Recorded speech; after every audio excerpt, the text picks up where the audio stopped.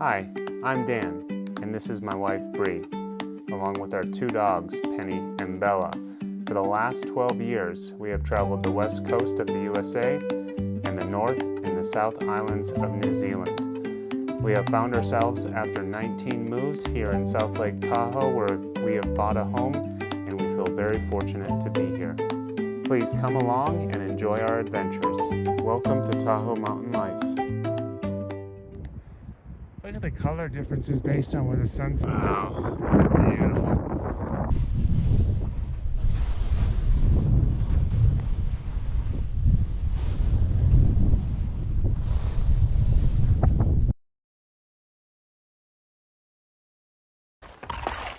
All right, well, good morning, guys.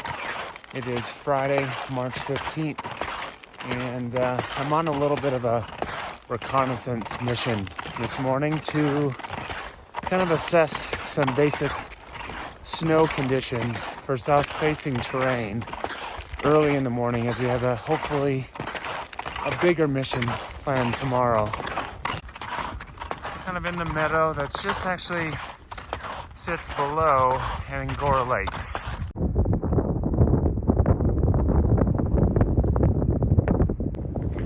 And so really what we're coming here to look at is this is a south-facing slope ahead of me here, or approximately south or southeast facing.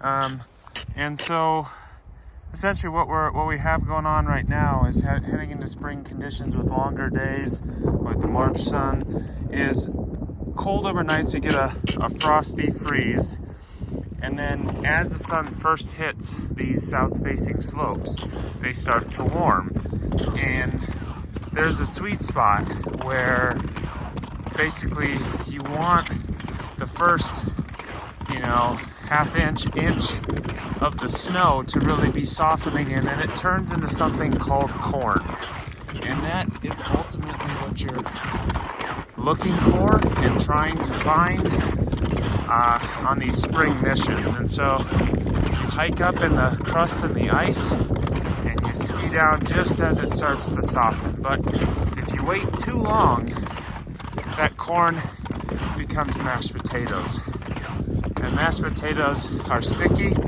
they're heavy, they can be okay, but they can also be problematic for wet slides. So we're just out to kind of see the timing this morning.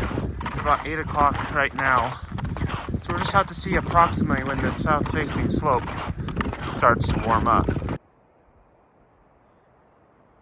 What a beautiful morning.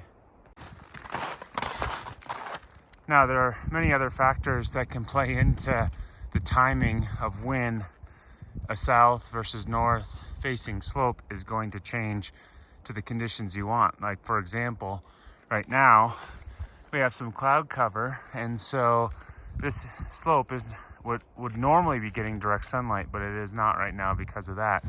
You also have to take into account how cold it actually got overnight, and then how quickly is it supposed to warm up that next day. So I think it's about 32, 33 degrees here at about 8:15 in the morning now, and you can still hear underneath my skins, it's firm still. So it definitely hasn't changed over yet on this particular morning, but based on the temperatures and what the temperatures are going to do tomorrow, cloud cover, that will all give me a better idea of how we try to plan our trip for tomorrow.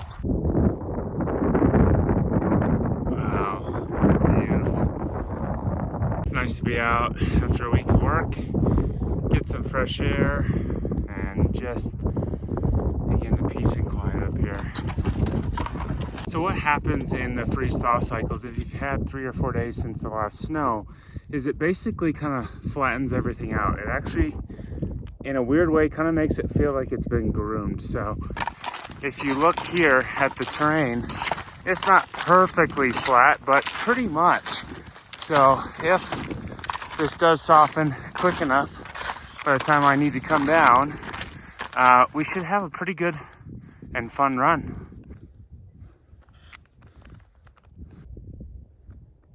It is just stunning. So we did run into a slight problem.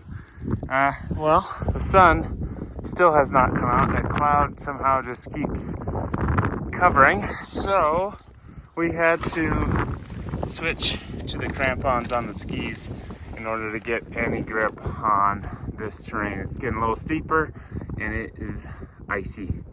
So, hoping that sun comes out so we can have at least a couple fun turns and see how this and when this softens. Alright, well we have finally made it to the ridge. A little bit of a struggle. It was pretty icy, so my hopes for this to soften in the next 20-30 minutes is very low. I could wait up here longer, but I don't think I will.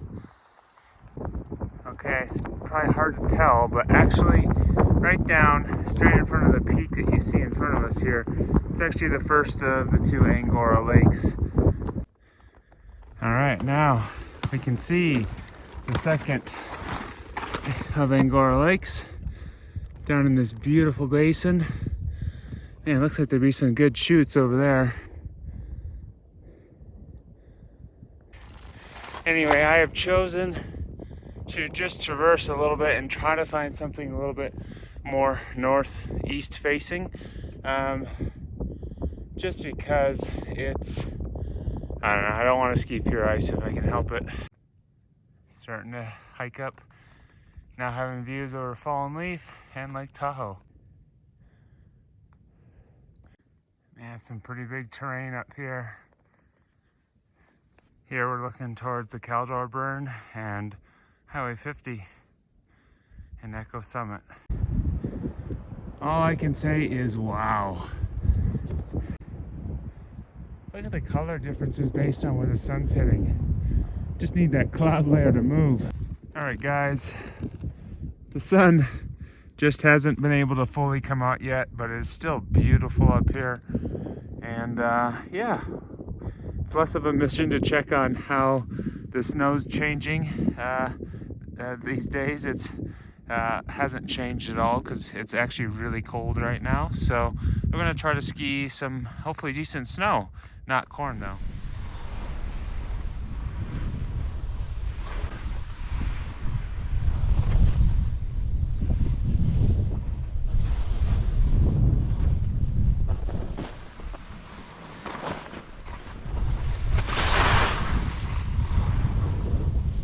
Taking a little easy because I'm still trying to figure out how the snow's reacting.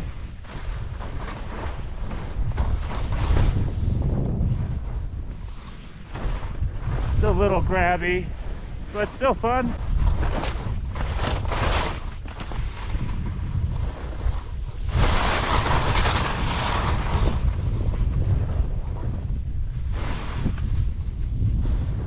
A little bit better through here.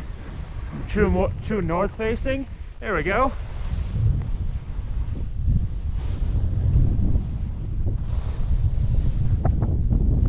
There we go.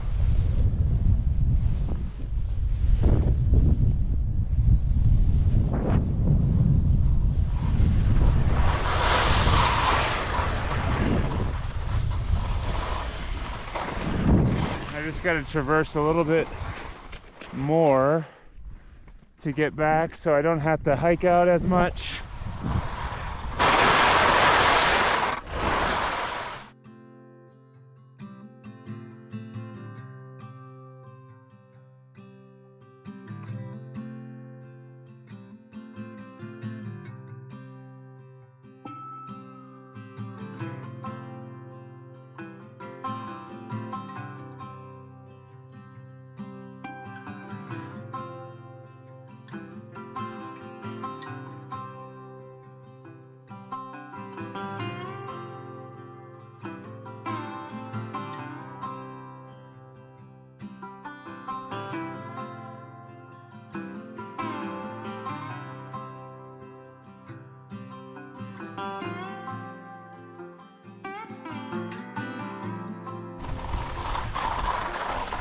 Find the snow bridge.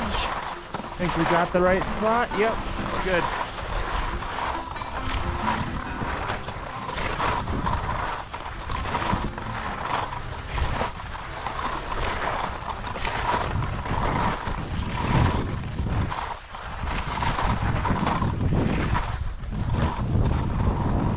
contract.